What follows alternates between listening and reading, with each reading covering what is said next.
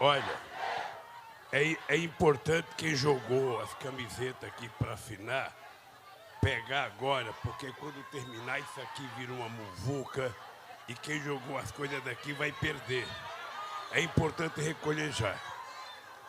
Bem, queridas companheiras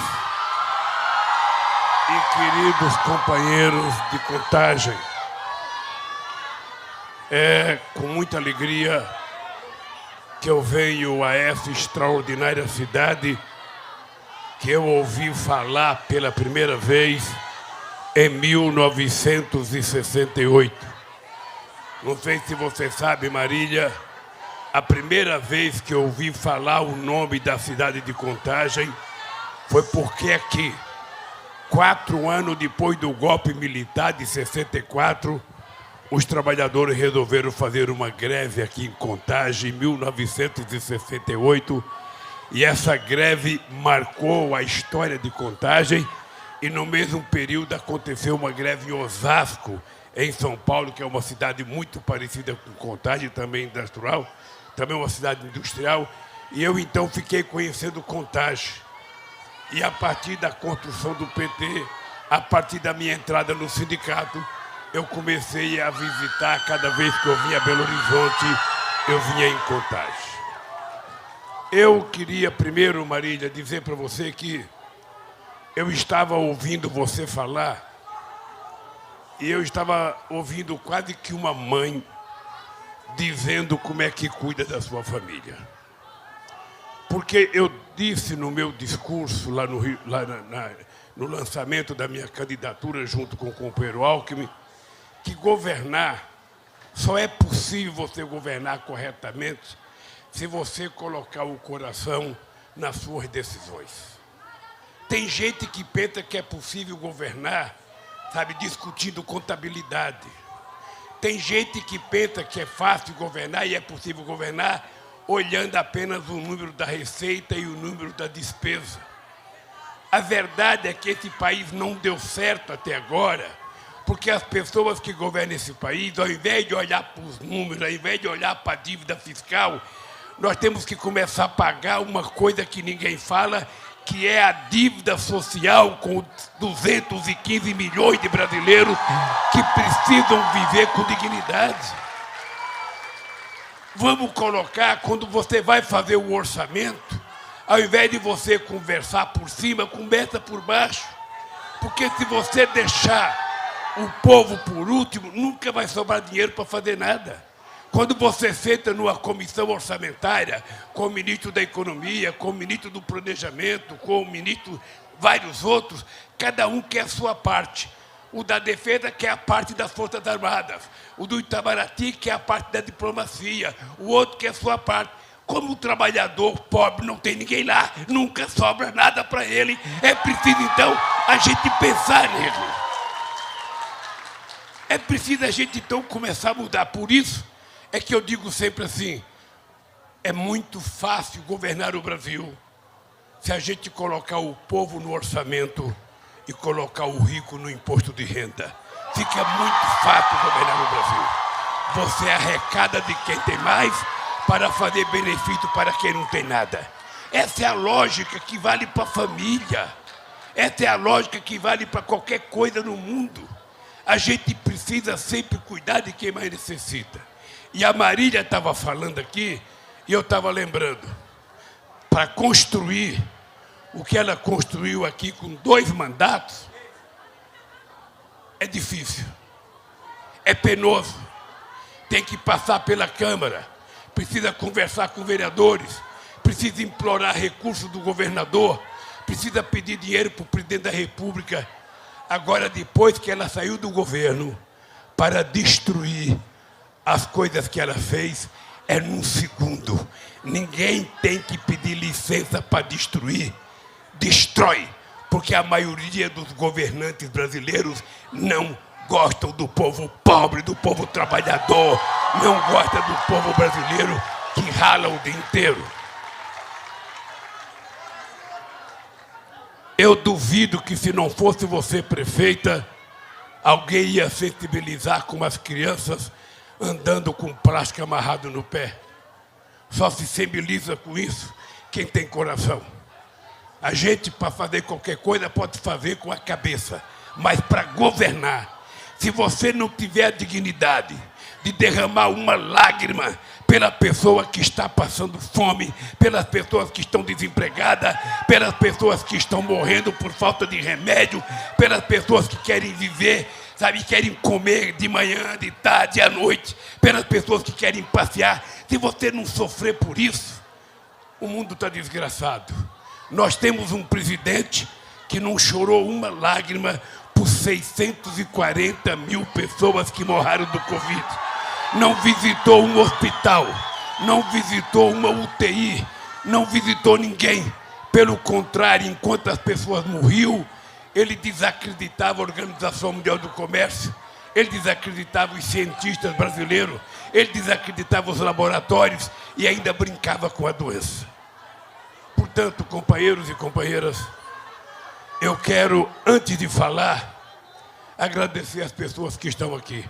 Eu não vou repetir a citação dos nomes, porque todos já foram citados, sabe? Todos já vão ser eleitos alguma coisa quando concorrer a alguma coisa. Mas eu queria falar um pouco com o Mário. Eu, quando vim aqui, me disseram que eu ia fazer uma atividade no último andar de um prédio. E me disseram que no andar desse prédio tinha um avião, que era o Sucatinha, que é um avião igual ao avião presidencial, quando eu ganhei as eleições. E eu falei, não é possível que eu vá fazer um ato público com a Marília junto com o empresário. Aí me disseram, é um empresário diferente. É um empresário que tem um shopping para pobre. É um empresário que não tem preconceito contra o PT. É um empresário que é amigo da Marília, foi amigo do Pimentel e amigo de muita gente, porque ele é um homem sem preconceito. Ele precisa fazer investimento. Eu queria dar uma palavrinha aqui. Quando o Lula se elegeu, o que ele está falando de o político tem que pôr o coração na frente antes de olhar os números, isso é muito importante. A primeira coisa que o Lula fez quando ele se elegeu foi levar todos os ministros numa cidade muito paupérrima, do Nordeste do Brasil, e mostrar para eles, esse é o povo brasileiro. Não adianta ficar atrás de uma mesa, no ar-condicionado, olhando números. Os políticos têm que estar com o povo, para ele ver o que é o povo. Isso foi, eu tive uma admiração muito grande por você, Lula. Mário, você sabe que quando eu escolhi o Zé Alencar para ser vice meu, em 2002, eu não queria vir numa festa do Zé Alencar, feita num hotel ou num shopping aqui em Belo Horizonte. Me convidaram para vir, eu não quis vir. Eu falei, eu não vou na festa daquele empresário, o que eu tenho a ver com esse empresário? Eu não vou. Mas aí, como eu acredito em Deus, alguém fez eu vir aqui. E eu vim. E quando eu ouvi o Zé Alencar a fazer o discurso dele, e contar a vida dele, e contar como é que ele sobreviveu, ele acabou de falar, eu pensei comigo, encontrei o meu vice. E uma semana depois eu fui a Brasília, convencer o Zé Alencar a sair do PMDB, a entrar no outro partido, e foi o meu vice. E eu posso dizer com orgulho para vocês aqui em Minas Gerais, acho que nunca um presidente da República no mundo teve um vice na qualidade que eu tive, o companheiro Zé Alencar. O Zé Alencar não era apenas um vice, ele era uma alma da mais extraordinária bondade. E eu vi ele participar de debate com o empresário. Empresário que tinha 3 empregados tinha medo do PT. Empresário que tinha 10 empregados tinha medo do PT. O Zé Alencar falava, ô seu bobo, eu tenho 17 mil trabalhadores, eu sou dono da empresa mais importante de produção têxtil nesse país, eu estou com Lula, por que você tem medo de estar com Lula? E ele foi de uma utilidade extraordinária na minha campanha. E eu pedi para você ficar em pé, Mário, por uma coisa muito simples. A lógica do empresário é que ele faz um investimento. Quando ele faz um investimento, o empresário almeja retorno. Ele tem que produzir ou ele tem que vender e ele precisa ganhar alguma coisa para continuar a atividade dele. Ele precisa, então, de uma coisa chamada consumidor. Ele precisa que uma parte da sociedade, ou toda a sociedade, tenha recurso para que possa comprar as coisas que ele vende. Ora, quando a pessoa tem recurso e vem aqui comprar, ele vende as coisas que ele tem que vender, ele vai ter que encomendar na fábrica mais produção. Se ele encomendar, a fábrica vai produzir. A fábrica produzindo vai gerar mais emprego. Esse emprego gera um salário. Esse salário serve um consumidor. O comércio vende mais, tem mais um emprego, tem mais um salário. E a roda da economia começa a funcionar e todo mundo começa a participar do processo de desenvolvimento do país. Não foi nenhum marxista que disse isso. O Henry Ford, ele dizia, eu preciso pagar bem aos meus funcionários para eles poderem comprar os produtos que eu fabrico. É assim que todo empresário deveria pensar, porque no nosso governo, todos os empresários ganharam muito dinheiro nesse país. E eu tenho orgulho de dizer, o governo do PT, nós geramos 22 milhões de empregos com carteira profissional assinada. 22 milhões.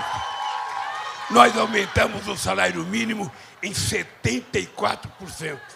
As exportações que não chegavam a 100 bilhões passou a ser 572 bilhões de dólares que a gente exportava. Esse país não tinha reserva internacional. Nós fizemos uma reserva de 370 bilhões de dólares, que é o que dá garantia para esse país. Esse país devia, a dívida pública interna era 65% do PIB. Nós deixamos em 32% do PIB. Esse país, na verdade, nós provamos que ele tem jeito, se a gente tiver capacidade de fazer as coisas corretamente. Ajudar o pequeno produtor, ajudar o médio produtor, financiar o empreendedor que quer começar um negocinho, é fácil. Por isso é que eu vou te dizer uma coisa. Se prepare, porque nós vamos voltar. E você, ao invés de 6 mil trabalhadores, vai ter 8, 9 ou 10 mil trabalhadores. Lula, e a classe empresarial tem que estar do seu lado, porque na sua gestão as empresas nunca prosperaram tanto. O Brasil nunca teve um nível de desemprego tão baixo, que o Lula falou, as pessoas que estão empregadas, elas estão consumindo, e é uma roda, e isso vai gerar recurso para as empresas crescerem. E não existe nenhuma nação bem-sucedida onde as empresas não são sólidas. E empresário trabalha, e muito, tá? Eu trabalho 24 horas por dia, todos os dias. E se não trabalhar, ele quebra, ele fecha as portas. Então, é todo um ciclo, né? Uma roda composta de empresários e trabalhadores. Uma coisa que eu queria falar aqui, Lula, é o seguinte, eu estive pensando esses dias, né, sobre o Mandela. E eu pensei, será que o Lula pode ser o novo Mandela? Aí eu pensei melhor, eu falei, não, o Lula é muito maior que o Mandela. Porque o Lula foi preso injustamente, como o Mandela. Mas o que o Mandela fez pela África do Sul? Nada perto do que o Lula fez pelo Brasil. O Lula é, historicamente, o melhor presidente que o Brasil já teve. E os números dizem isso.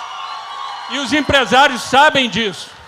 E os empresários vão apoiar o Lula, com toda certeza. Bem, companheiros e companheiras, olhe, ô Mário, eu tenho 50 anos de vida política. Eu fui candidato a presidente em 89, 94, 98, perdi 3.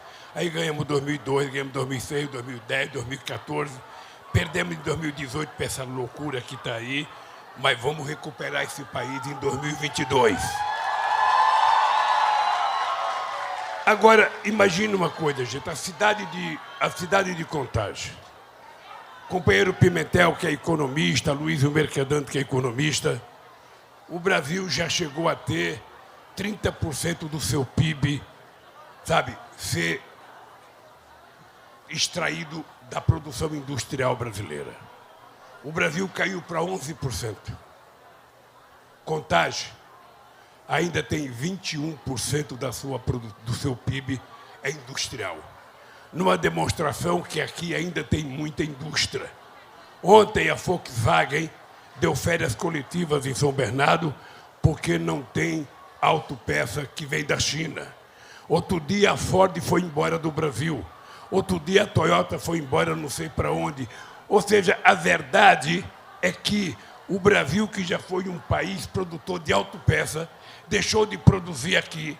As pessoas resolveram criar o produto mundial e produzir fora. E agora a gente está com empresas fechando e dando férias porque não tem chips e não tem peça para montar os carros aqui no Brasil. Então, o que nós precisamos fazer nesse país? Esse país precisa atender aos interesses coletivos da sociedade. O que um pai e uma mãe desejam? Primeiro, qual é o sonho de um trabalhador? Ô, Mário, o trabalhador, ele não sonha, sabe? Ele não quer juntar dólares e fazer uma conta no exterior. O que o trabalhador brasileiro quer? Primeiro, esse cidadão, ele quer ter uma casa. A casa é uma coisa sagrada, é que nem um ninho de um passarinho. A casa é uma coisa que você precisa construir, por mais pequeno que ela seja. E eu queria dizer, Mário, que eu casei e morei 5 anos numa casa de 33 metros quadrados. Morava eu, mulher, 4 filhos e a sogra, numa casa de 33 metros quadrados. Morei até 1979 nessa casa. Até 1989. Eu só mudei da casa quando eu fui presidente da República em 79 para uma casa emprestada que eu fiquei sem pagar aluguel um bom tempo, porque era meu compadre que me prestou a casa e paguei um preço por conta disso, porque a imprensa não dá mole. Mas então, a gente quer ter uma casa. Depois que a gente quer ter uma casa, o que a gente quer ter? A gente quer ter um emprego.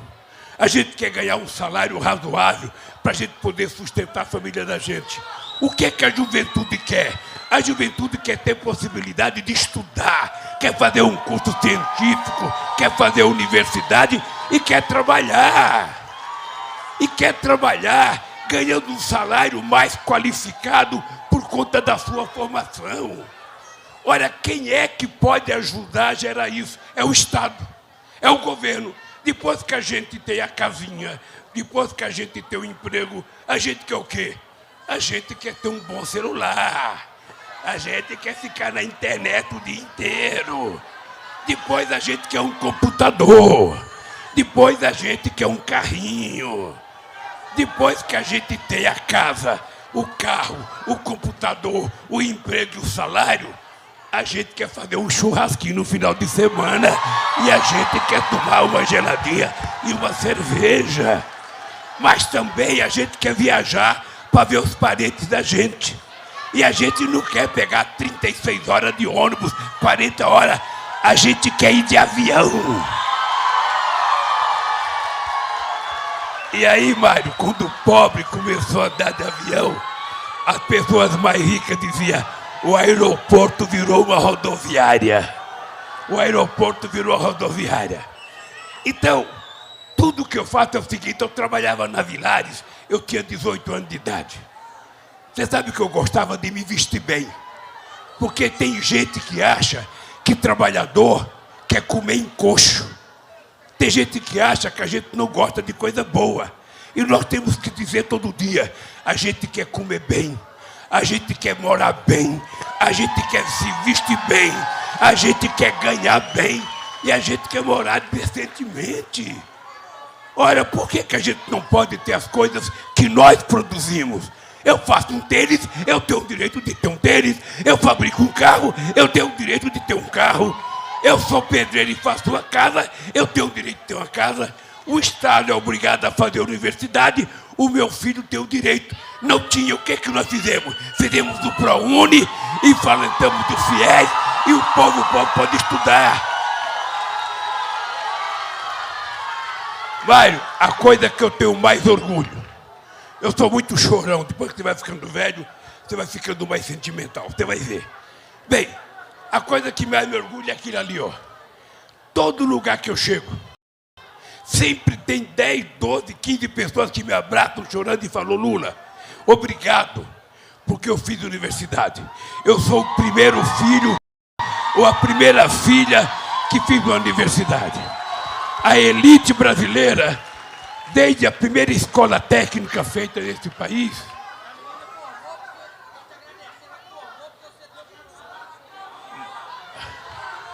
devolve lá. A primeira escola técnica no Brasil foi feita em 1909, na cidade de Campos, no Rio de Janeiro. De 1909 a 2003, tinha sido feita no Brasil 140. Nos governos do PT, nós fizemos mais de 500 escolas técnicas nesse país para garantir que as pessoas mais pobres pudessem estudar. Sabe por quê, Mário? Porque eu sei qual é a diferença de um trabalhador sem profissão e de um trabalhador com profissão. Quando você não tem uma profissão, você anda o dia inteiro procurando emprego, de fábrica em fábrica, de loja em loja, de comércio em comércio, e as pessoas perguntam: o que você sabe fazer? Nada. O que você sabe fazer? Nada. Então nunca tem vaga. Nunca tem vaga.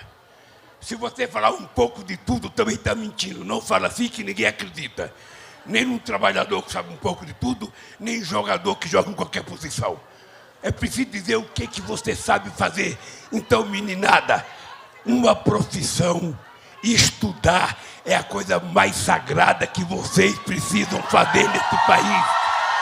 Até porque não existe na história da humanidade, não existe na história da humanidade nenhuma nação desenvolvida sem que antes ela tivesse investido na educação, investido em ciência e tecnologia, para que as pessoas possam ajudar o país a crescer e a se desenvolver. E vocês, então, têm que aproveitar a oportunidade. Pare com essa bobagem de dizer: eu não gosto de política. Quem gosta que vocês digam isso são os ricos poderosos desse país. Não gosto. Quando a gente fala eu não gosto de política, a sociedade pare eleitoralmente um Bolsonaro. Se você não gosta de política, se você acha que eu não presto, se você acha que a Gleice não presta, se você acha que a Marília não presta, ainda assim, não fale que não gosta de política. Entre você na política, porque o político bom que você deseja está dentro de você. Coloque para fora esse político, participe da vida política desse país. Tire quem está lá e assuma você. Por isso, querida Marília, é um orgulho vir aqui falar. Por isso é um orgulho vir aqui falar perto de você. Eu sei quanto você foi xingado aqui. Eu sei quanto o PT foi atacado nessa cidade. Eu recebia muitas informações. O povo está xingando a Marília. Chama de corrupta, diz que o partido é corrupto, diz que o Lula é corrupto, sabe? E aí uma parte da imprensa transmite como se fosse verdade.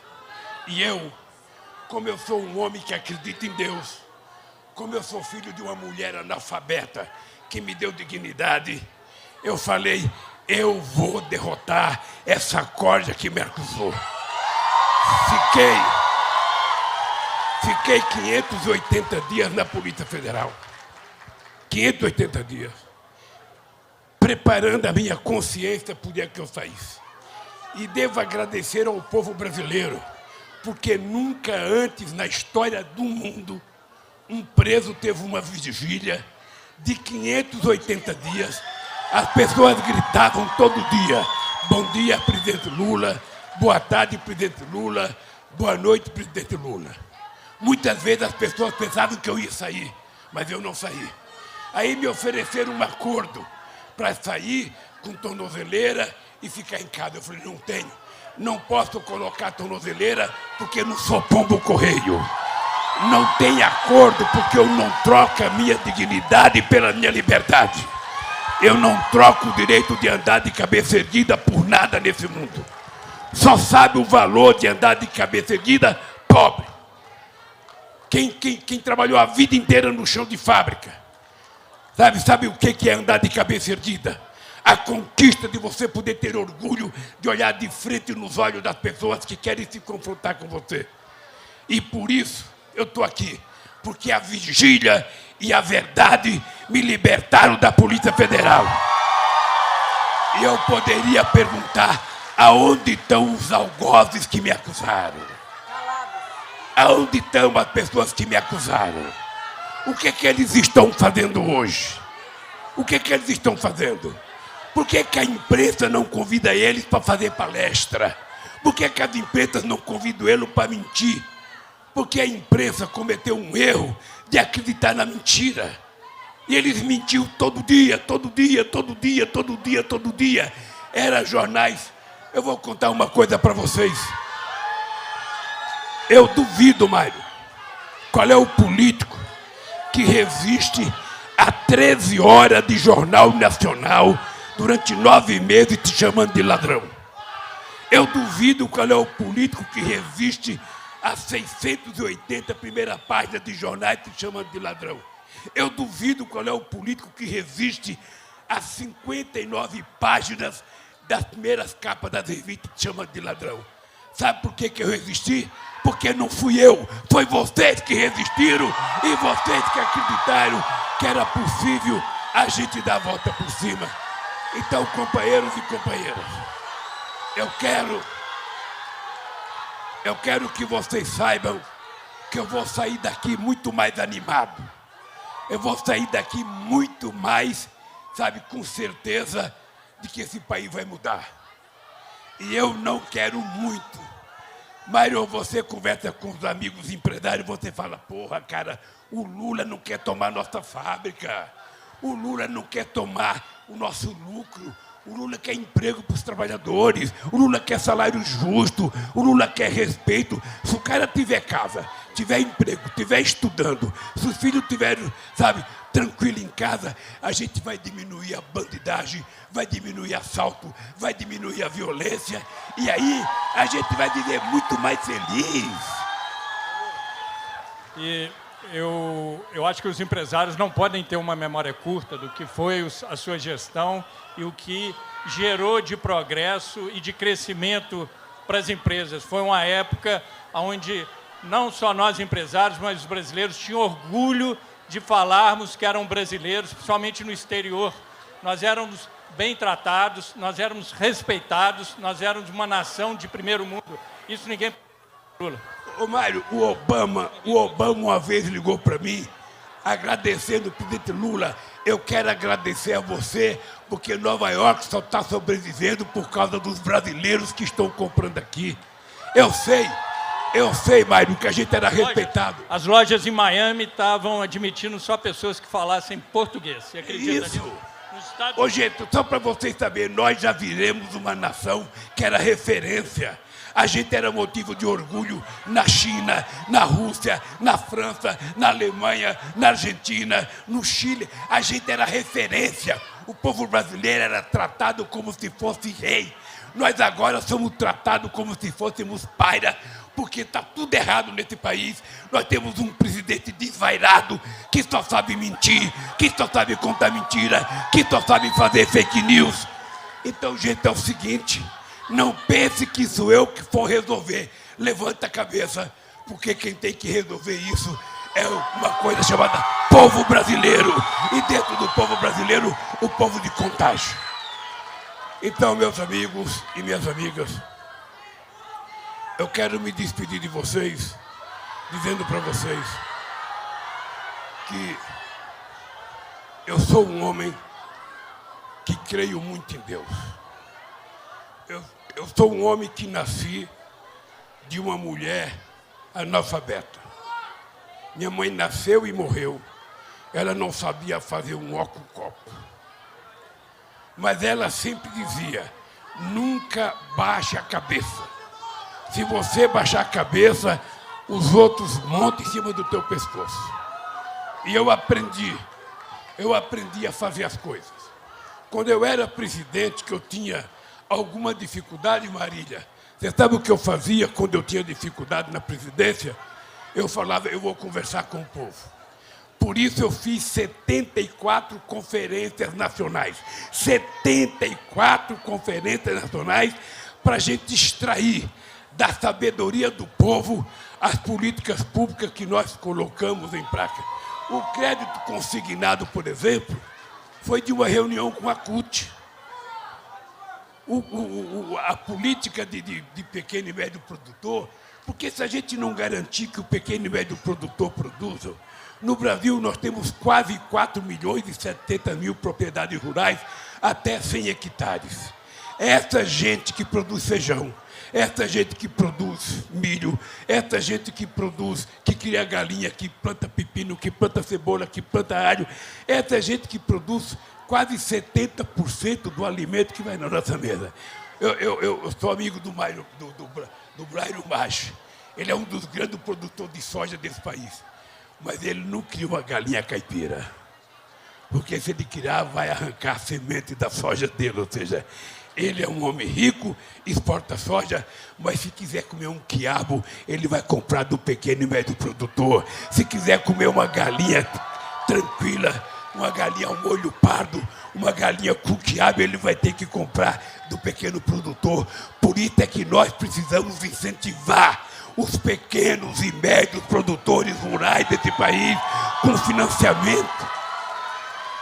E nós precisamos também, como nós fizemos uma securitização para o agronegócio em 2008, 89 bilhões. A gente fez a securitização, senão todos eles estavam quebrados. Eu duvido que o Bolsonaro fez pelo agronegócio 10% do que Lula e Dilma fizeram nesse país. Agora, se eles não querem votar na gente, é por outra razão. É porque eu vou distribuir livros na escola e ele quer vender armas. Ou seja, ele não fala a palavra educação, ele não fala a palavra livro, ele não fala nada, ele só sabe falar em carabina, fuzil, pistola, carabina, fuzil, pistola. E eu quero dizer, esse país não precisa de arma. Quem tem que ter armas são as Forças Armadas para defender a gente e a polícia para prender quem quer importunar a vida do povo na sua tranquilidade. Esse país está precisando de mais escola, de mais hospital, de mais livro, de mais cultura. Porque, veja, nós vamos, se preparem, porque nós vamos fazer uma revolução cultural nesse país. Bolsonaro não gosta de cultura. Ele acha que artista é tudo comunista. Ele acha que artista é tudo bagunceiro. Ele acha que artista é tudo antifamília. Ele acha que artista é tudo anti-evangélico. Não. Artista é artista. E o artista é capaz de conduzir a sociedade a pensar corretamente, a enxergar o que antes a gente não enxergava.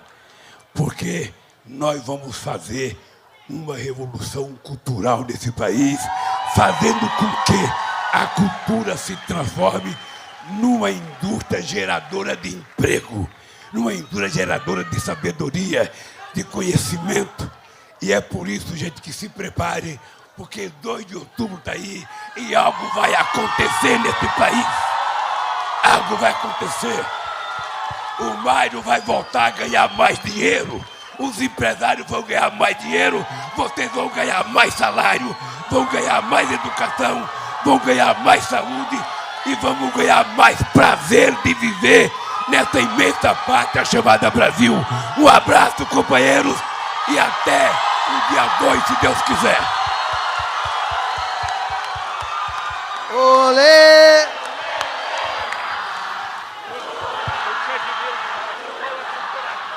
Olê, olê, olê, olá! Muito obrigado.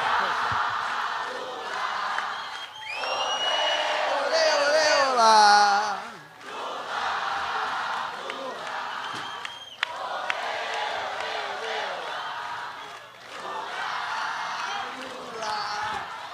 Olê, olê, olê, olá!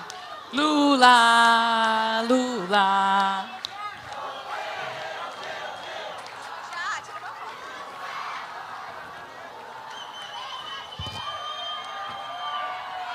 Coisa linda.